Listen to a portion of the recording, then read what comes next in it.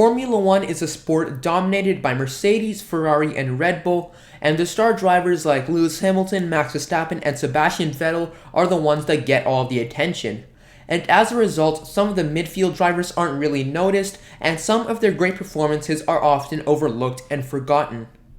And this video is about a driver that has been overlooked for his entire career and no one really talks about. And despite quietly getting the job done and driving brilliantly this season, no one is talking about him.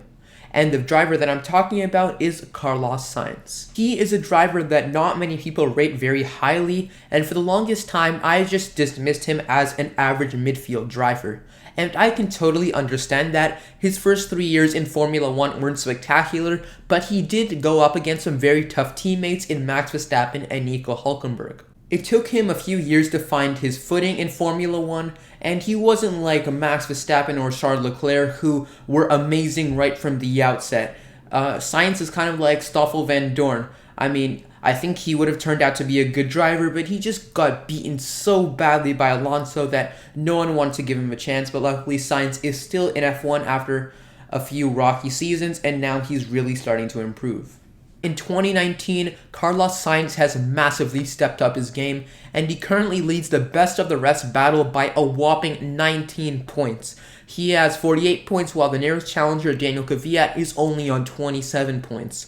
And considering that the midfield teams usually don't score more than 8 points per race, this is a massive lead. And Sainz started off the year with some bad luck, but since then, he's finished in the points in 7 of the last 8 races, and this includes 4 top 6 finishes. I mean, he's only 7 points off of Pierre Gasly in a Red Bull. That's right, Carlos Sainz in a midfield car is challenging a Red Bull, a top car. So he's been driving brilliantly as of late, and I really think that more people should be taking note of that. And the only notable figure in F1 that has rated him highly all this time is Martin Brundle. He always used to talk about how he thinks that Sainz is underrated, but a lot of people in the paddock don't agree with him. And maybe after all of this time, Brundle was right about Sainz being really good. Maybe he just needed the right environment and a good car to show his true potential, and that is exactly what he's doing this season. But the question is he a race-winning driver and not just another Sergio Perez or Nico Hülkenberg? Well, Carlos Sainz is probably not yet good enough to be winning races, but we have to remember that he's only 24 and still has lots of room for improvement.